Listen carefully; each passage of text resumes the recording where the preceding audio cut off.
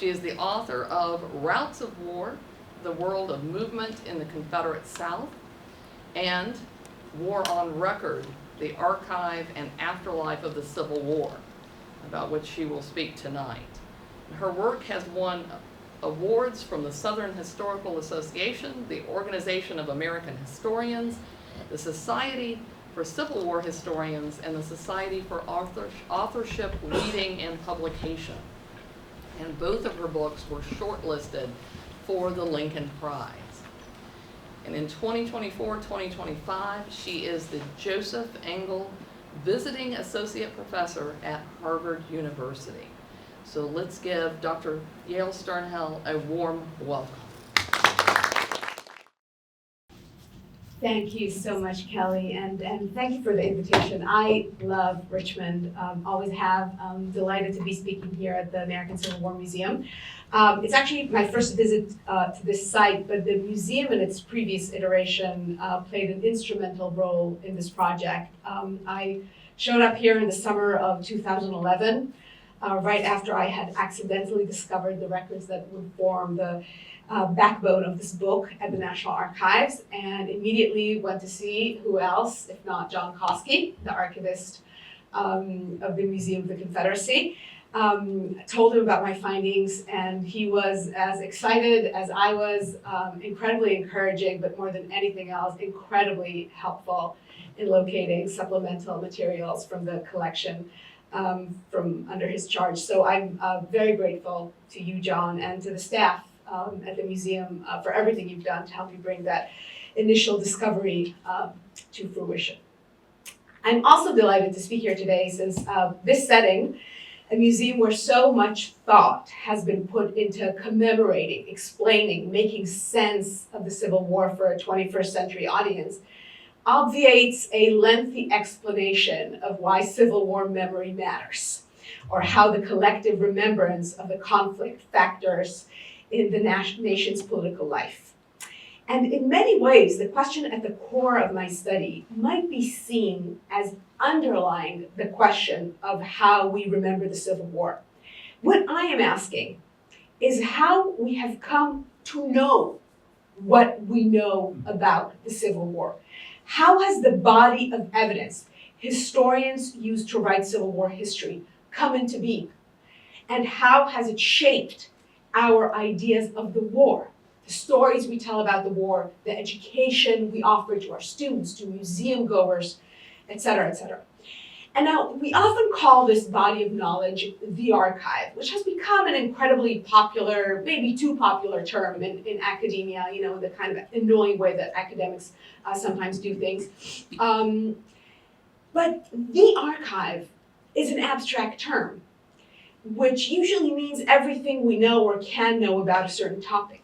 In reality, what historians work in are not the archive, but very definite, specific archives, which are actual institutions.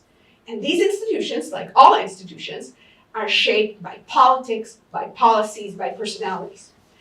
All of these have direct bearing on what kind of historical knowledge is available to researchers, and therefore what kind of history these researchers end up writing. An archive does not emerge out of nowhere and is far from a kind of neutral repository of papers just waiting to be discovered. And that's true whether the archive is public or private, whether it's the great National Archives of the United States, in Washington, D.C., or whether it's a small family archive that tells the story of family and friends. In all of these places, archivists make decisions, how to organize the material, how to describe it in the catalog, and most recently, of course, whether to digitize material and make it available online. So archivists, rather than historians, are in fact the first to interpret historical evidence. Historians like to think of themselves as discovering things in archives, but actually, they are discovering what the archivists are putting out there for them. They are the ones who turn raw records into collections, groups, they create the lens through which historians then see the material. Now, I know that in some ways this may seem obvious, but anyone who has ever done historical research, and I'm not sure how many people here dabble in this weird obsession that I share, of course, but anyone who's ever been to an archive can testify that the experience of most historians when they are working in a reading room of an archive often verges on the sublime. I mean, I think that I speak here for most practitioners, right? That we are never so at one with the material, never so immersed in it as when we are seated in an archive. It's historical work in its purest form. That is why we are so attached to our archives, and why it has been proven often so tricky to approach them with the same level of skepticism that we employ towards other institutions. Now, the written records generated by the Civil War are scattered between numerous repositories in every corner of the United States. So there are, in many ways, numerous Civil War archives, right? But I still would argue that primacy of place belongs to the vast body of official records stored, preserved, and organized by the federal government in Washington. And I spent more than a decade studying this collection, from the creation of the records during wartime through the work of collecting, organizing, and searching them, and up to the process of editing and publishing them. Working mostly from what I call the archive of the archive, meaning the huge body of records created by the federal agencies that managed Civil War records, all of which are stored here at NARA 1 in Washington, D.C., which is fortunate because downtown D.C. is great, and it's been a great privilege and pleasure to be working there for so long. Through this process of just going through piece of paper by piece of paper that the archivists created during decades of work with Civil War records, I became intimately familiar with these people, their work habits, their ideas, the budgetary concerns they were under, their politics, the historical mindset they brought to the job. And what I learned in the process has changed not only how I think about archives, but in fact, how I think about the Civil War. And so the Civil War created an enormous wealth of written records. This may be obvious too, but I think it doesn't get stated and emphasized enough. In many ways, it was the first bureaucratic war. Both armies, numbering a total of 3 million men and spread across an entire continent, generated gargantuan quantities of paperwork, which were produced, managed, and preserved by countless adjutants and clerks, the war's invisible actors. Now, it's impossible to reliably quantify this body of records. There's enough anecdotal evidence to offer a glimpse into its scale. So, for example, the US Army handled 1,200,000 telegrams during the second year of the war. During the third year of the war, it was 1,800,000 telegrams. Okay, that's 1 year and just the Union Army. The war had brought the quintupling of federal records in Washington. So in 1860, there were 200,000 cubic feet of records stored in different government facilities.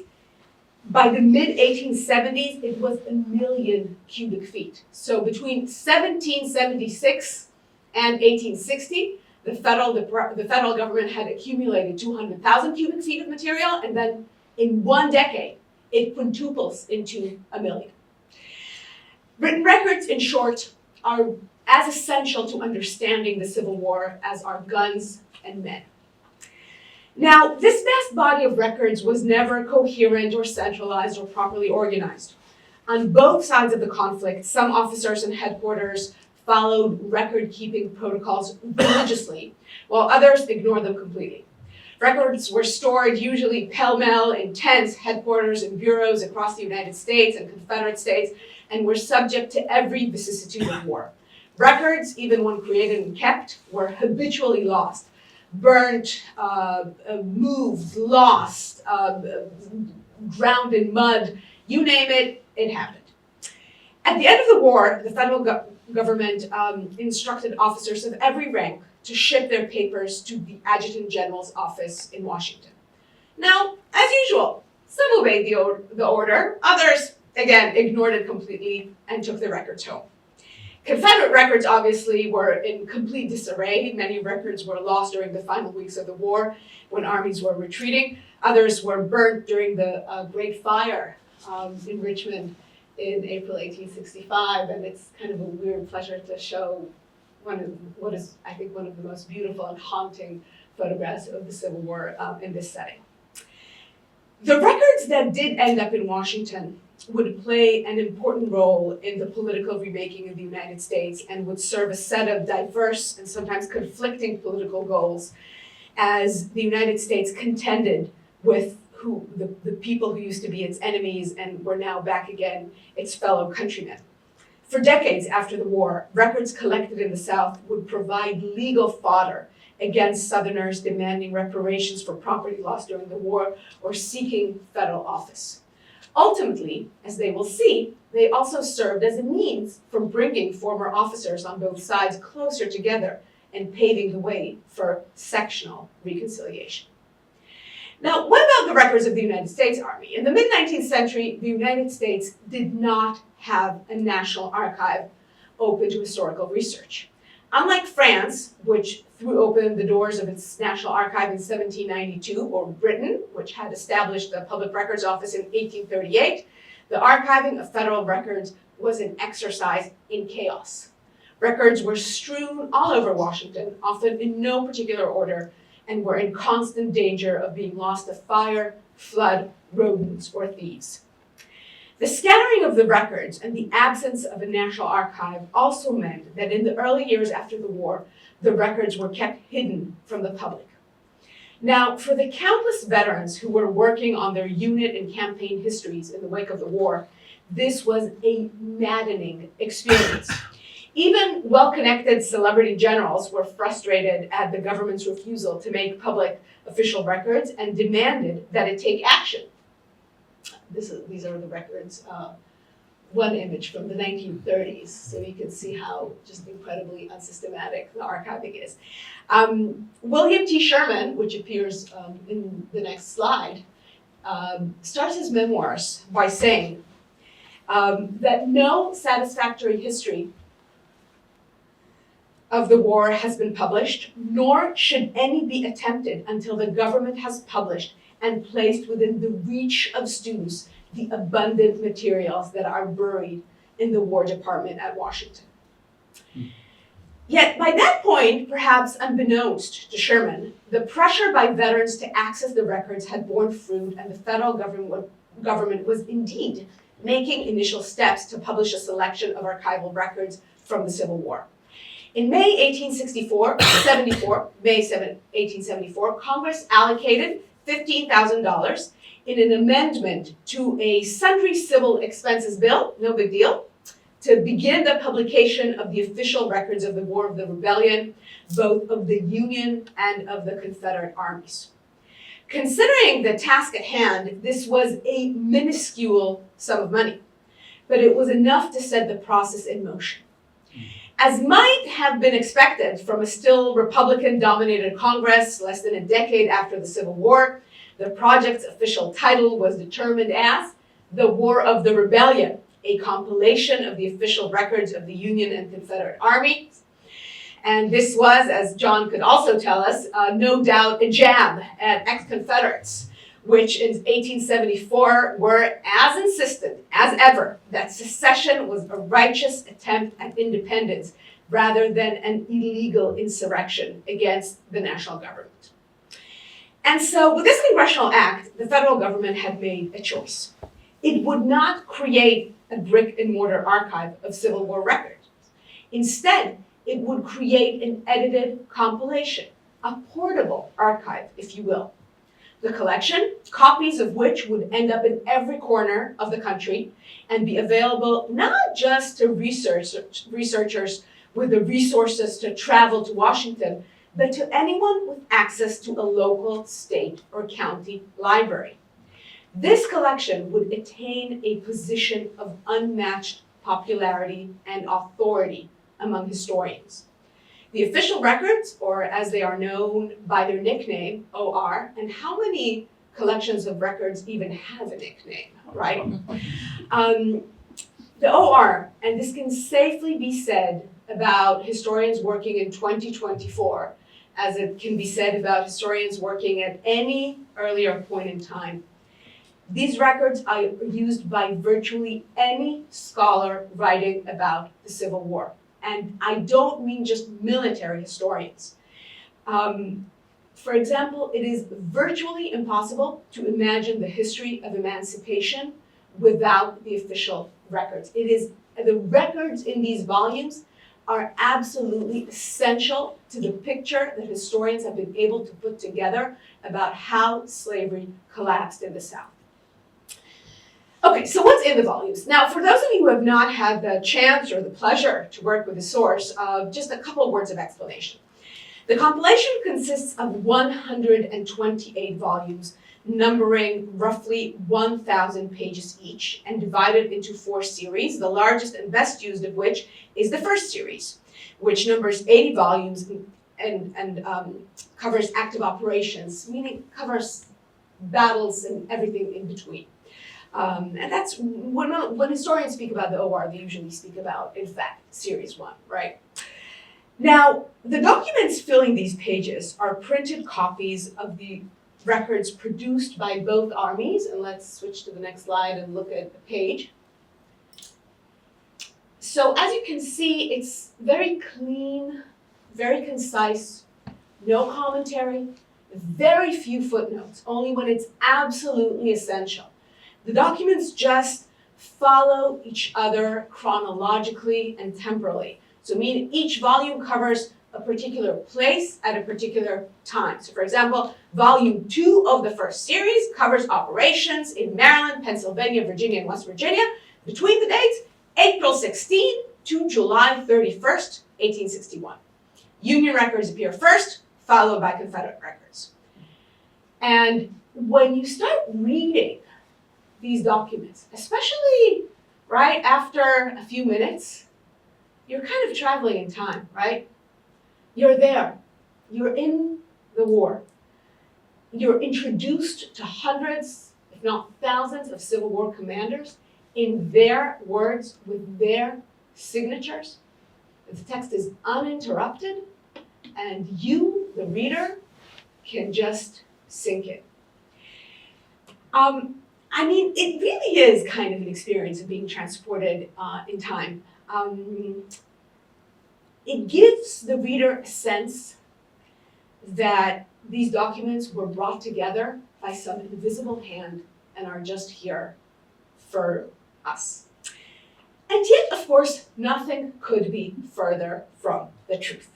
Making the OR entailed an enormously labor-intensive process that took place over a quarter century, cost millions of dollars, and was determined by the personalities of the bureaucrats controlling the process, the agendas of the politicians funding it, and the anxieties of the veterans contributing to it. When we dive into the OR, we are by no means swimming in a sea of uninterrupted historical facts. We are, in fact, looking at a carefully curated selection which reflects how a group of military bureaucrats in the late 19th century understood their mission of compiling a historical collection, meaning what they considered to be a worthwhile historical records. We are also looking at the product of the numerous self-interested interventions by those whose wartime service was represented in the OR. And I'm going to get deeper into this. The most important figure in the making of the OR is a virtually anonymous officer by the name of Robert N. Scott, who was born in Tennessee to a Presbyterian minister, moved to California as a teenager, joined the Army in 1857 at the age of 19, and served for the United States Army, wounded in the Battle of Gaines' Mill in June 1862, and was out of commission for 2 months. Upon his return, he didn't come back to active command, but was appointed as an acting assistant adjutant general, and this is what started his career as a military bureaucrat. Scott was appointed to his position as compiler of the official records of the War of the Rebellion, more than 3 years after Congress had begun to fund the project of compiling and publishing military records. So Scott is appointed in December 1877, 3.5 years. Prior to his appointment, the work had moved along under other War Department bureaucrats, but none possessed the vision nor the zeal required to undertake the twin tasks of, one, sorting through the truly unimaginable quantities of paper scattered across Washington, but two, filling in the huge gaps in the archive created by the fact that officers, once again, ignored orders and regularly took their records home instead of sending them to Washington. When Scott first assumed his position, he mistakenly thought that the War Department's holding of United States records were as complete as they can ever be, and these are his words. Yet pretty soon, Scott was faced with the reality of the archive's gaping holes. This proved an enormous challenge for Scott and for the entire staff of the War Records Office, the new agency created in the War Department to see the publication process through. And the only thing that I can show from the War Records Office is a stamp. Because whenever they copy records from original, let's say this is a letter book, they stamp the document that they copied. So, they never posed for a picture. I have some illustrations in the book that I found in a newspaper clip from the late 19th century. But yeah, not a lot of visuals going on there. Compilers of the collection, and this is from Scott and onward. Scott died in 1887 from overwork, essentially. He just had a heart attack or a stroke and just basically dropped dead. And I don't know if it's overwork, but this is certainly what his colleagues said, that he was so devoted to the OR that it essentially killed him. But Scott and everyone else, his colleagues, his successors, on numerous occasions, they are on record commending certain documents for being wonderfully complete, referring to an absent document as an ugly gap, and confessing to be expending gratuitous energy chasing one, this is another very important term for them, missing link. Now, what this editorial priority meant in practice is that the War Records Office would need to depend on hundreds and hundreds of veterans from both armies to provide records which had remained in their possession despite the clear orders at the end of the war to forward all official paperwork, Confederate and Federal, to Washington. Now, legally speaking, the records of both armies in the war were the lawful property of the US government. But for reasons which I have never quite been able to understand, the federal government just did not try to forcefully get hold of these records that were in civilians' homes. And this was true for federal officers as well as for Confederate officers. What the War Department did instead was to weave an extensive network of correspondence with former officers of every rank, their widows, their children, their friends, their literary agents, all of who were asked, always politely, to send over their records to Washington for copying by the War Department. The making of the OR was in fact a crowd-sourced effort, depending on the goodwill, good health, and good record-keeping of individuals from Maine to California. Many of the War Record Office's partners in this compilation were celebrity generals, quite understandably, like William T. Sherman, who provided records and maps from his private archive. The War Department negotiated with the literary agent of George B. McClellan and tried to salvage the remnants of Philip Sheridan's papers, most of which were burned in the Great Chicago Fire in 1871. The War Records Office also had extensive dealings with officers' widows, whom compilers approached using some version of this line. Let's see it. Okay, so these are vets. Sorry, I'm skipping over. So these are veterans, just to give you a sense. You can't see that much, but just a very lively world of veteran activism and historical activism. And the War Department, when it speaks to the widows, is trying to convince, if not beg, right? This request is made in an earnest desire to see our gallant husband's record made as full and complete as possible in order that future historians may have the material which will enable them to do full justice to his memory, right? Flattery will get you everywhere, right? True then as well. When a widow failed to respond, OR compilers sent all sorts of messengers, like other veterans with whom they were in regular correspondence, to pressure women into handing their late husband's records. Now, the War Department definitely expended much of its energy in assembling the records of generals who both shaped events in the field and generated a substantial paper trail. And I mean, obviously, a general creates more paperwork, right, than a major. But the staff also tried to reach lower rank officers and even enlisted men who might have come into possession of battle reports and other papers of importance. It circulated forms, it kept in touch with veterans organizations, it subscribed to commercial Civil War publications, and published ads in newspapers. So for example, in the summer of 1889, it became apparent that the archive was missing many of the records for the crucial battles in the West, which took place in the fall of 1863. And the new compiler, George B. Davis, let's take a look. He would be a big deal. He was going to be he was, at this point in a pretty low-key position, but he would eventually serve as the Judge Advocate General of the Army. But at this point, he's just a guy trying to get records from junior officers who had taken them home. And so George B. Davis takes out ads in newspapers all across the country and asks veterans to send in their papers. He is very anxious to secure such of these originals as may be in private hands or such copies as were made from the originals and can be vouched for, notice vouched for, we'll get back to that later, as correct. Dozens of former soldiers and low-ranking officers responded, some of who actually did have original records at home. And these ads appear in newspapers all over the country and particularly in the West. So despite the twin maladies of uneven record keeping during the war and the lack of a centralized archiving mechanism in its aftermath, the War Department was able to obtain many of the records it needed to create the complete compilation its bureaucrats had demanded of.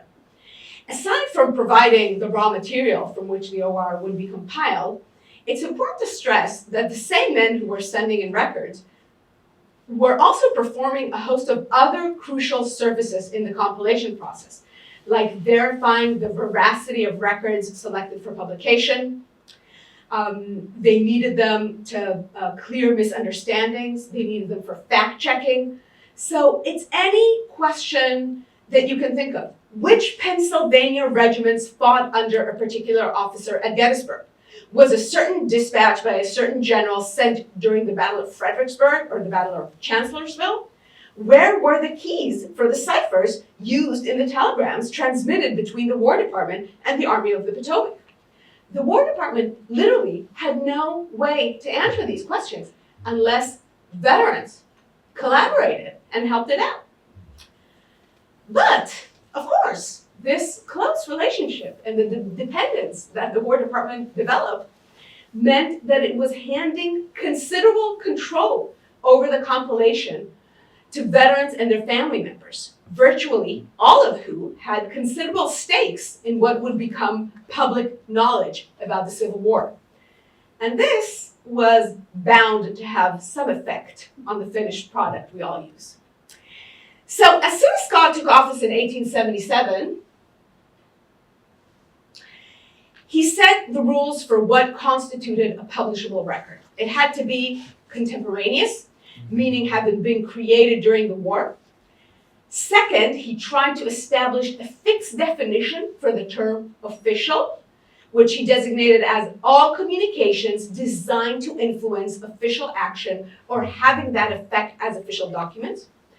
Third, he stipulated that records had to be duly authenticated. And lastly, they had to be of historical value. A strict adherence to these standards, Scott seemed to believe, in a very kind of late 19th century way, right, would ensure that the compilation will offer its readers the historical truth, a notion that he and his fellow compilers were committed to above all else. Yet, considering how reliant the staff of the War Department was on veterans, sticking to these rules would turn out to be much harder than Scott had imagined. This is because veterans cared enormously about how they would be represented in the OR. It's really important to keep in mind that the volumes were published over the course of 20 years. So starting 1881, veterans had a clear sense of how the printed matter could shape the reputations of both individuals and units. Think about yourself as someone who played a major role in the battles later in the war, and you have a copy of a volume about 1861, and you see how bad people come across, right? Their poor decisions, their defeats, their mistakes, the bad things that their commanders and subordinates were saying about them. The missing records. No battle reports, so no record of glory and sacrifice, right? So this resulted in the War Department being bombarded with hundreds of appeals from those who worried that the records that had been either printed, were going to be printed, were going to be excluded, or no longer in existence, right? There were 4 issues that veterans were contending with. Now, the most extreme example that I have encountered was an aging colonel by the name of Henry A. Hambright, who had commanded the 79th Pennsylvania Infantry. Hambright contacted the War Records Office repeatedly, delivered documents by hand, and sent messengers to advocate on his behalf.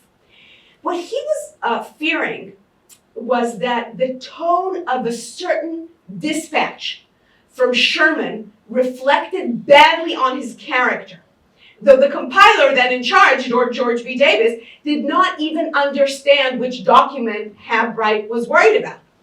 Though he called Hambright in correspondence a delightful old gentleman, at some point, Davis too had had enough.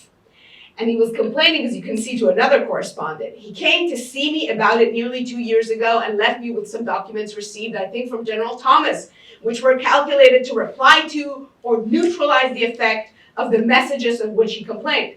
I cheerfully assured him that I would put them in if we came upon any messages from General Sherman of the kind that he had feared. He has repeatedly applied to me about it, and I have as frequently reassured him. The fact is, he has brooded over it so much that he is no longer sane on the subject. Unsurprisingly, unlike Hambright, veterans did not just brood, but also did their best to influence the compilation process. Many tried sending in unofficial records, personal diaries, letters sent outside official channels, memoirs. All pleaded with the War Department to include them despite the stated rule of including official records only. Others demanded to proofread the records copied for printing and tried to sneak in edits. The one example that I had found of this is Thomas Jordan, who was a brigadier general in the back. Yes, okay.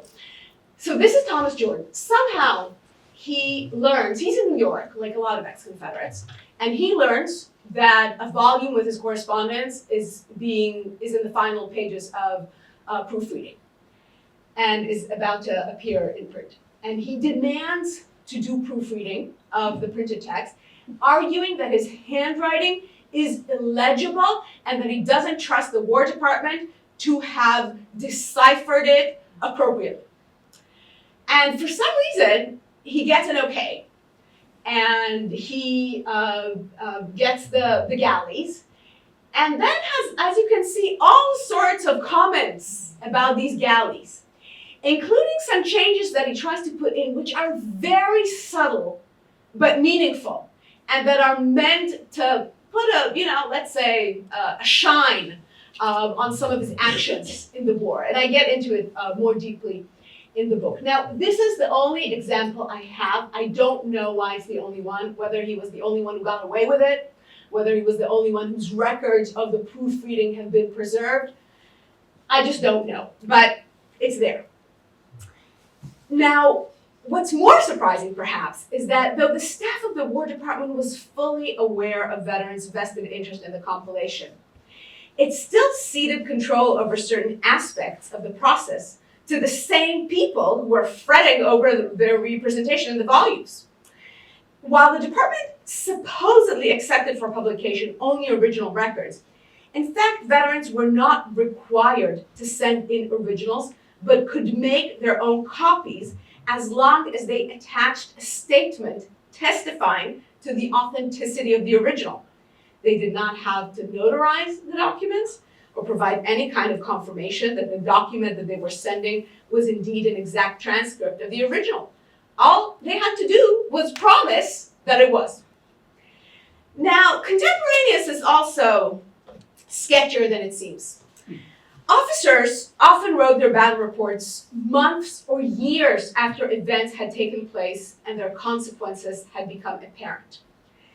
But as long as a report was written before the official end date of the Civil War, which was set as May 1866, anything written before May 1866 counted as an official record written during wartime, and it could go in. So, one example, volume 12 of series 1 opens with a report by famed officer, explorer, politician, Major General James C. Fremont. The subject is events set in Virginia in the early spring of 1862, which did not end particularly well for this officer, right? And the volume opens quite naturally with a report from the senior commander in the field.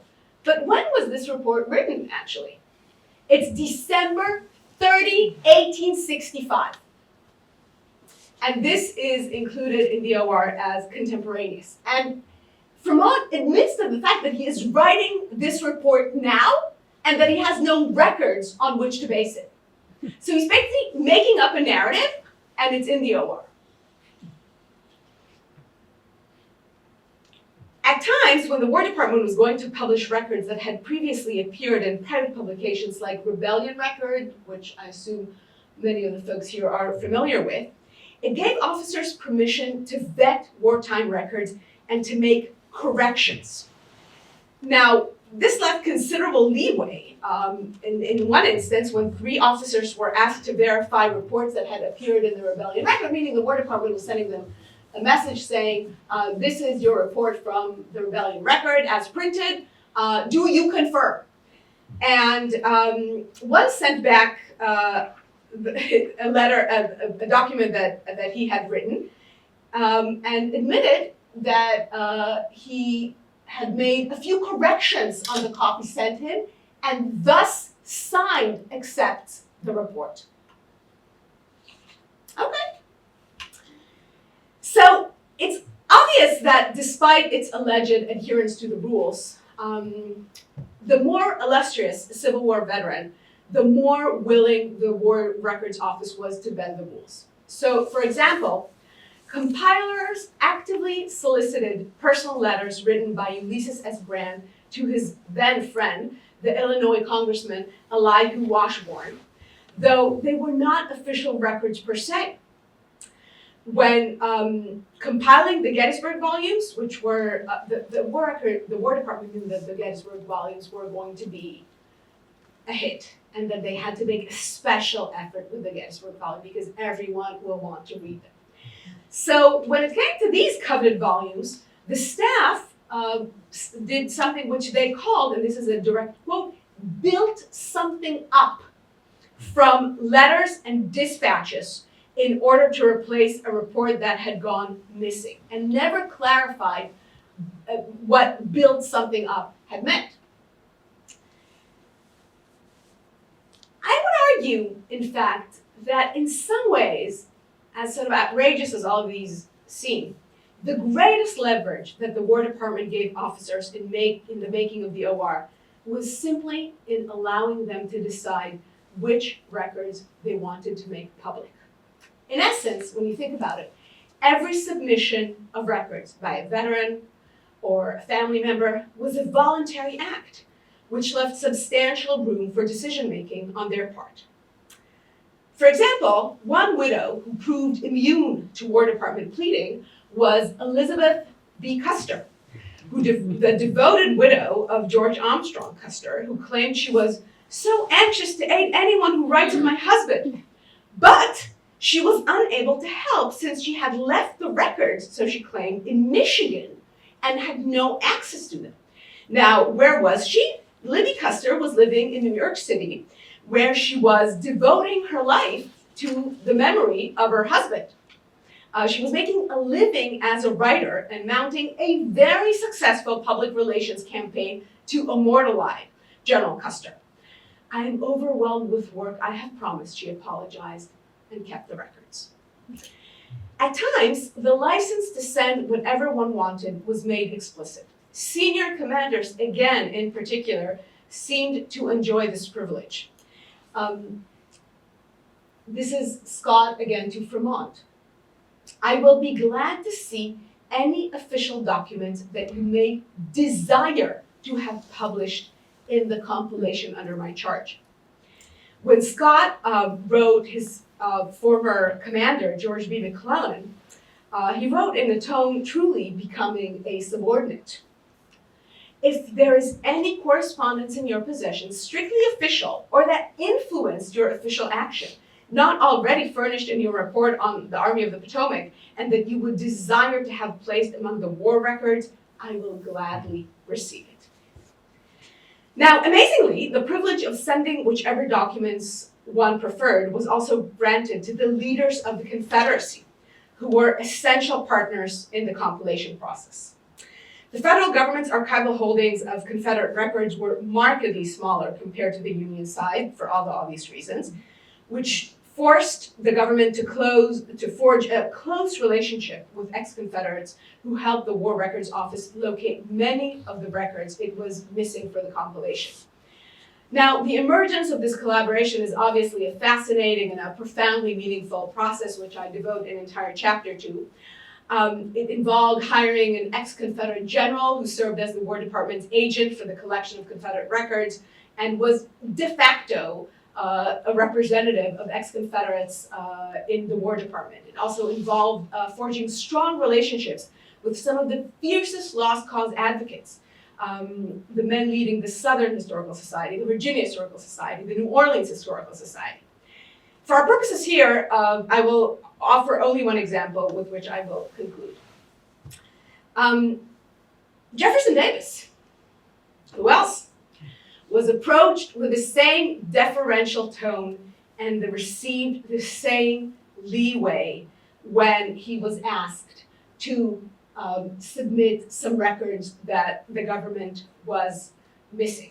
And so this is how he is approached. In arranging the Confederate records, the Confederate correspondence covering operations in Virginia, I find several letters from General Lee answering or referring to communications from yourself that I cannot find. Is it asking too much to request that you furnish me with a list of such of your dispatches, letters or telegrams to General Lee as you are willing to furnish for the compilation? Regardless of the role Davis had played during the war, he was now a contributor to the work, a veteran who provided valuable records and was treated accordingly. After Davis's death in 1889, the War Department established a relationship with his widow, Verena, by sending its representative to visit her in Louisiana. Mrs. Davis agreed to give compilers access to her late husband's papers, but on the condition of excluding certain records which were marked as not to be copied. This is Marina Davis in her later years. Now, the War Department clerk doing the copying in New Orleans, who had no knowledge of the dealings between Mrs. Davis and his supervisors, noted in a letter to Washington, it was generally understood here that there are some papers which would be of value, but which Mrs. Davis does not wish printed. Now, without asking further questions, the compiler-in-chief ordered to leave that matter out of question altogether and deal with the rest of the Davis paper. So there is a lot to say about all of this, but I guess that's what the book is for. So I'll end just with a few really quick observations about what we might learn when we stop treating archives in whichever form, whether it's in a building or in a book, as naturalized, as self-evident, and study the processes through which they were made and through which we have access. The particular compilation that I'm working with was the child of the federal government's War Department, a seemingly authoritative, objective, and even-handed body that surely, so we'd like to think, so I think in some ways we're conditioned to think, right, simply put together original documents for us to use. But what is really the War Department? Like any organization, it was in fact a group of particular people. In this case, a group of military bureaucrats, all brought up in the world of the mid-19th century, almost all attached to the army and to Civil War generals and their families. The decisions they made, their preferences, their interests, their affiliations, all fed on who they were and how they conceived of their work. It's important to admit to the fact that we have a tendency to look at official records in whatever form as enjoying a kind of privileged position in terms of their truth value. As critical as we may be as active citizens, I think many of us share an intuitive sense that any document appearing with the endorsement of the federal government must be true. Historians have simply taken published government records at face value, rarely asking which documents have been excluded, what individual or political agendas have undergirded both the making, the archiving, and finally the editing of these seemingly dry reports and dispatches. Now, I want to be absolutely clear that my intention here is not to dissuade anyone from using DOR or from doing archival work. I firmly believe in the value of archival work and in the value of historical research. But I hope to have demonstrated here that even if we continue to dwell in the archives, as historians like to call it, we must recognize their fundamentally constructed nature, and instead of simply reveling in their riches, feeling like we're transported in time, ask ourselves some hard questions about how we know, what we know, or think we know about the past. Thank you. And so I noticed that whenever Confederate governments were fleeing town, and I don't mean just the Confederate government in April 1865, but whenever state administration feared that the Union Army was coming, they would take two things on the train with them, the gold and the archive. And I was like, what the heck is that? Like, why is the archive so urgently needed that they're taking it with the gold? And I was sort of wondering about what they were up to, whether it's just about administration, that the archive is, it's land deeds, it's tax records, or whether there's something more, whether they are in some way trying to preserve a historical record of their own cause at a moment in which they feel that cause is at risk.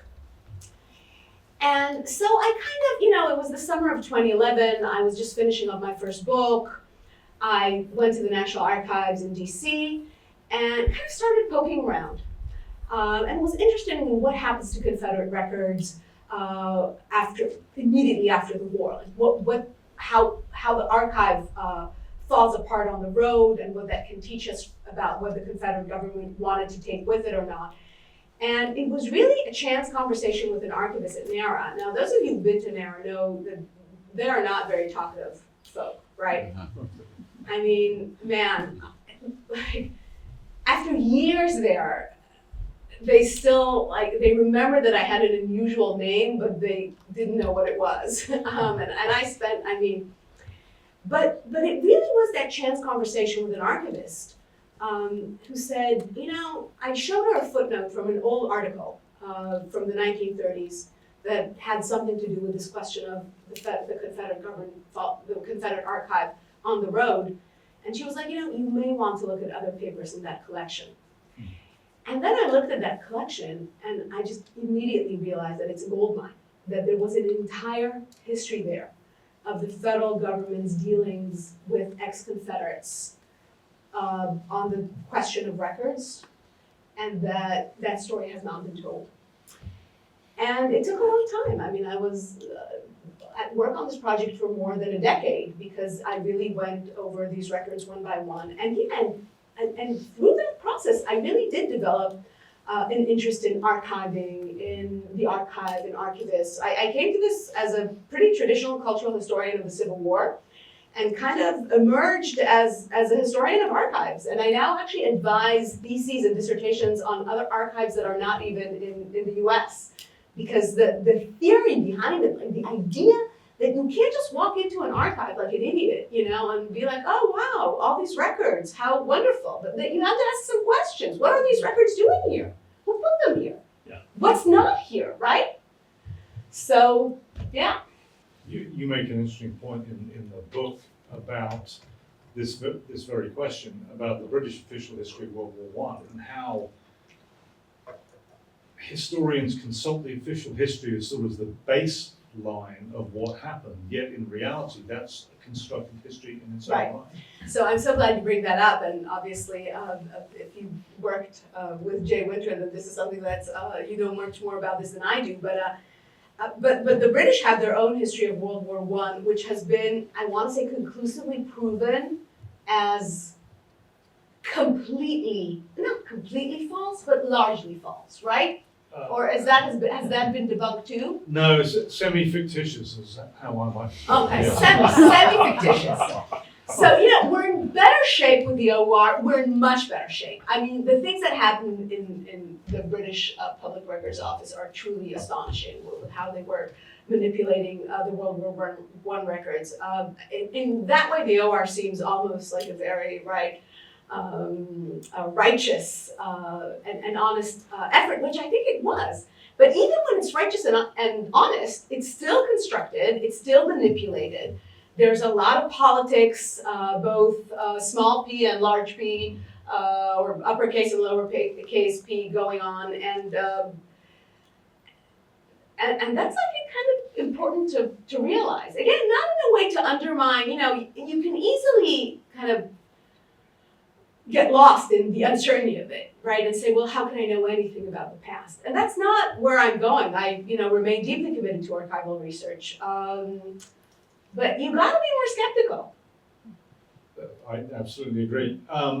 Having said that, how would you assess, I guess this is the big question, the impact the OR has had on the way that we understand the Civil War, and how has it shaped our understanding or our image of this significant event in US history? Okay, so that's a huge question, and one which in some way I decided to only offer some thoughts about rather than to inquire into systematically, because I really think that would have taken another 5 years. But I do have a couple of thoughts. So here's what I think. I think that the way the OR is edited makes the Civil War much more interesting than it actually was in practice, because all the boredom got edited out. And so I did some comparisons between raw records and what got into the OR. And what's in the raw records? Boredom, because war is essentially boring most of the time. You go back and forth, this officer is sent, soldiers march from here to there, there's nothing there, so they march from there to here, right? All of that got edited out. What we get is a very quick, very dramatic succession of the most exciting and interesting events. And in some ways, Scott was right. He wanted historical value, and what is historical value? Things that made a difference. But in terms of the routines of the army, what army life was actually like, what war was actually like, all of that's not in the OR. It's only in the raw records. Okay, second, we know that about a third of the battles that took place in the Civil War were never even reported. And so the OR tells us a lot about the big battles. It tells us very little, if anything at all, about, I don't even know how to count it or how to quantify it, military action that simply did not get recorded. And so this is work that other archivists at the National Archives have done, is look through local newspapers. And they found just military action in places where, especially in the West, the OR is very Eastern. And a lot of what goes on in the West is just either non-existent or considered not interesting.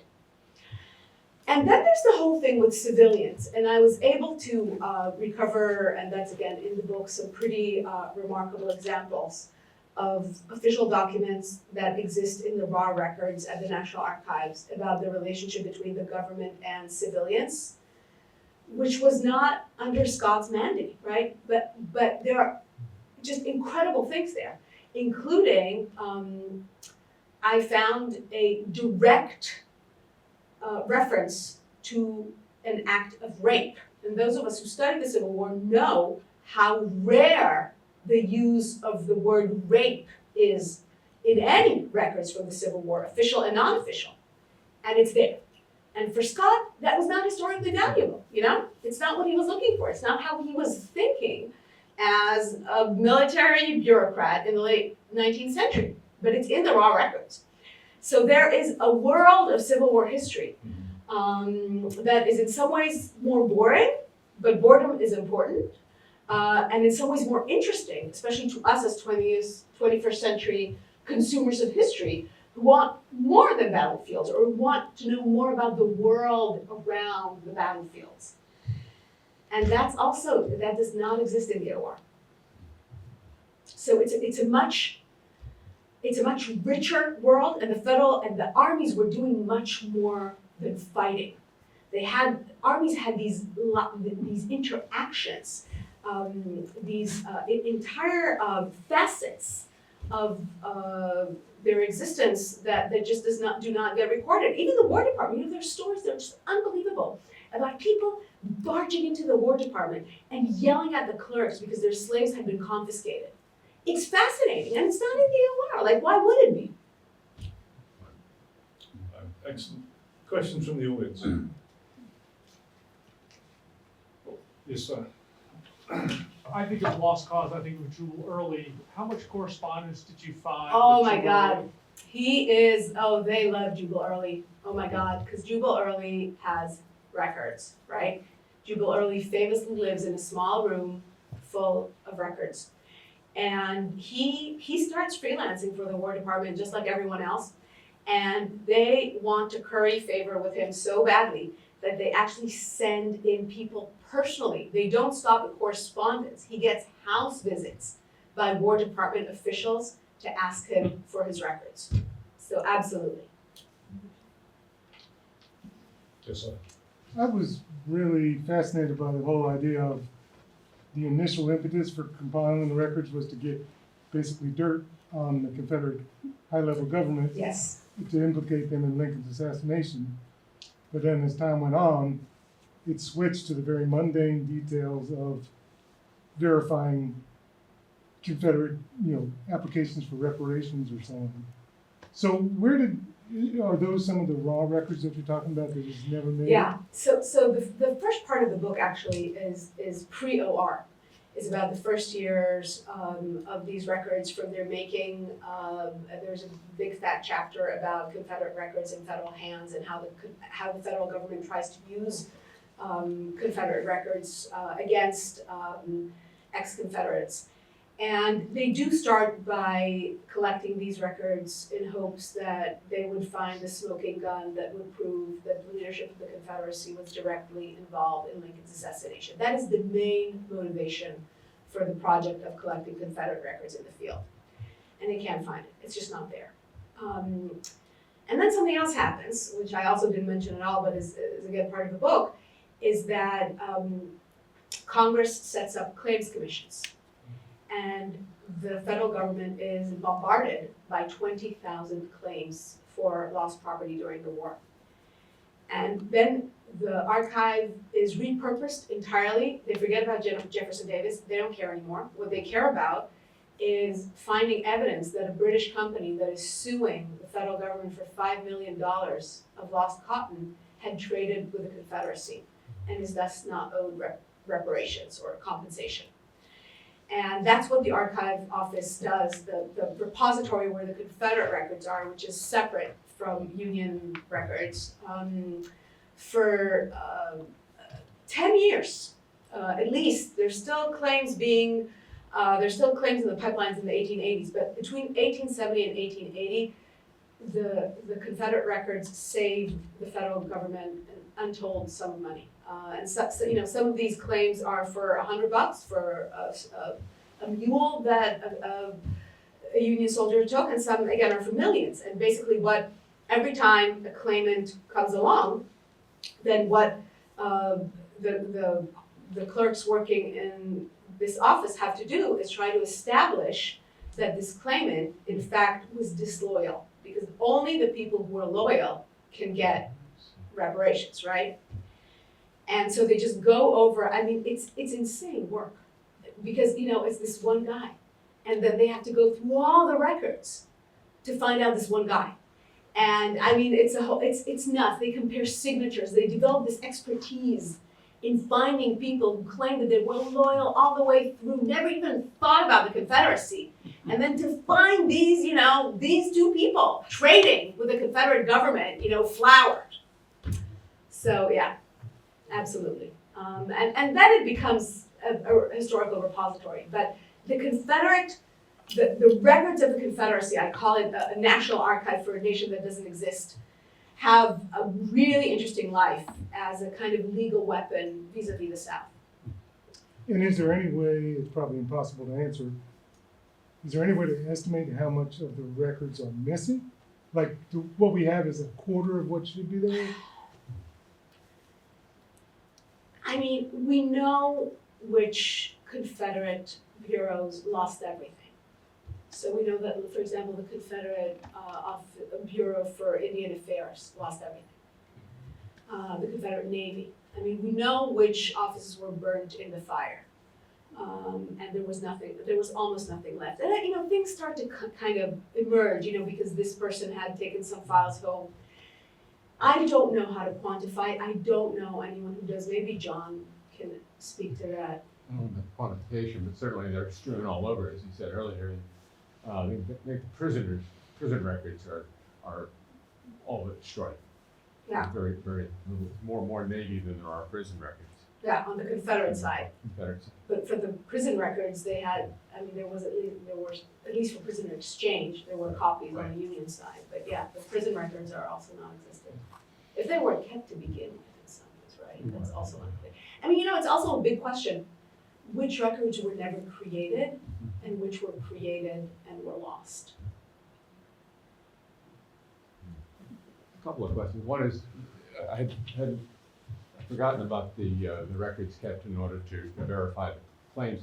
Is that the genesis of the Confederate citizens and business files that are so useful? I think M347 in the National Archives today. And it's online with the National Archives, but it's basically any citizens or business firms who did conduct business with the Confederate government. It's a wonderful source for people doing individual research about what your family and what your ancestors may have done in the war. But it hadn't struck me before that what you all were talking about might have been the genesis of that set aside. This is I think this is 20th century, the creation of that record group. But it's certainly, they were able to kind of seal off the records of the people who were documented as trading and having any kinds of dealings with the Confederacy.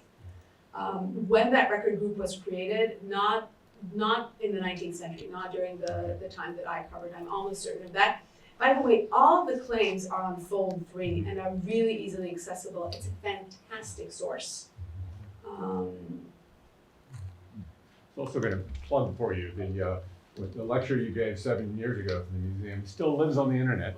So Yeah. a slightly different take on the Yeah, subject. it was in some ways the kind of the first, I was just telling Rob earlier that was I came here in 2017 as I was wrapping up the first stage of the project and kind of gave a summary of where I was, and then, and then all of this other stuff I discovered later, and then came back now There you to go. give a full recap, full report There you on go. what I've been able to do. I think there's a museum YouTube channel that, if you, unless you don't want people to see it. No, I was 7 years younger. There you go. It's very good. I watched it in preparation for tonight, so. Yes, sir. I'm interested too in the effect, since this is really the first systematic approach to preserving and taking a quote unquote objective view of these records in an organized way, organized by geography and time and political organization, if you will. How it affected the approach to military history, official military history, if at all. But I know that starting, certainly with SLA Marshall in World War II, and then the creation of the military history detachments as a concept, but about trying to solve that gap of time and memory between Right. action, occurrence, as well as the officialness. Yeah. Is there have you seen evidence of that sort of the lasting effect, the impact of the OR on other aspects of military? So that's really interesting, because the OR is in some ways also, it's not just a child of the War Department, but it is also a child of a longer tradition of record publication. Because the U.S. never established a National Archive, the National Archive was opened in 1934. That's like a full century after Britain. It's really unimaginably late. And the state of record keeping in the States in the late 19th century is just a disaster. I mean, again, I devote some attention to this in the book. I mean, the stories that archivists tell about what's happening in the state archives of New York are truly unbelievable. So the tradition of publishing records instead of archiving them exists, and there are collections of government records published about the Revolutionary War, and then all the way through the Civil War. So there's a logic there. I mean, they're not inventing this out of whole cloth, if you will. They have examples of collections that had been published and that they could model the OR on. Then they continue with this tradition of, for example, publishing the foreign policy papers of the United States. That's a really interesting example of the state kind of, opening up its secrets and offering a chronological recounting of the way that it does its business as a world power. So it's definitely has had an effect. I would also argue, and this is a question that I probably need to think about more deeply, that the OR has grown in influence since it has been digitized exponentially. Because in some ways, before, for all sorts of reasons, which I also get into the book, in the book, it's pretty hard to use, and digitization has given it a new lease on life. And in some ways, it makes it even more addictive, because any keyword you type in and search that 128,000 pages will yield an enormous wealth of results. And you kind of feel like you don't need anything else, right? Because you have a history right there. And I think that in that way, the OR being one of the first collections to have been digitized has had a huge influence on this process of putting up archives online. So, I mean, look, I think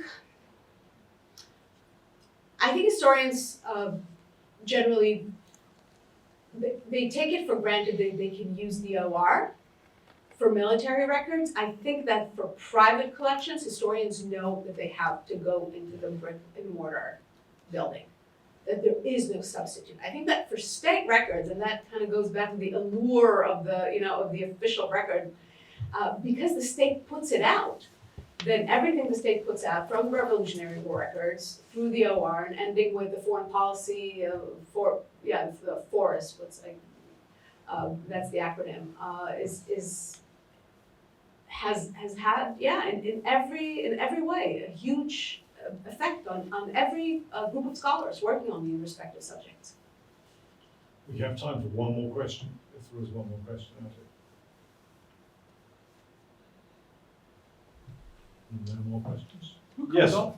You talked about, you mentioned Fremont. Who comes off the worst to you in terms of a general officer? Just Who was trying the hardest?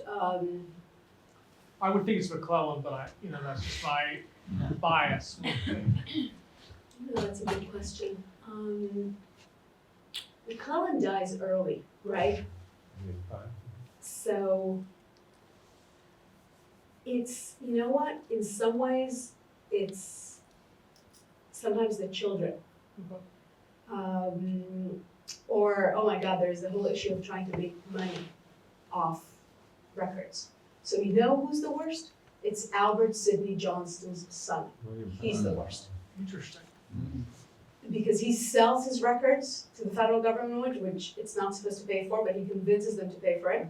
And then because he gets $10,000 in the Reconstruction South for a collection of papers of someone who died in April 1862, right? I mean, I don't know how he did it. And then he comes back and offers some other Confederate collections. And by that point, the War Department had kind of, learned its lesson, and they're like, no, we don't need these. We can get copies, and we can't buy them for you. From you, we have no money from Congress to do it. And then he starts making threats and says, if you're not gonna buy them from me, someone else will, and they will publish it, and it's gonna embarrass the federal government. That's the kind of, I wanna say, the worst of the dealings that I've seen. Thank you, everyone, for being here. As always, if you are a member of the American Civil War Museum, thank you for your support. If you are not yet a member, please consider becoming a member. Our ability to bring great speakers like Professor Sternhell to speak to us in Richmond is down to that support. So please consider that. Join us again. Kelly mentioned virtual program next week, but the Lincoln Prize lecture coming up in October will be a great event. Please plan on joining us. Professor Sternhell, thank you so much for being with us Thank this you all for evening. coming. And we will have a book signing, I believe, outside as well. If you've yet to purchase a copy, please do so. Thank you, Don't have to everyone. purchase copies. I feel this is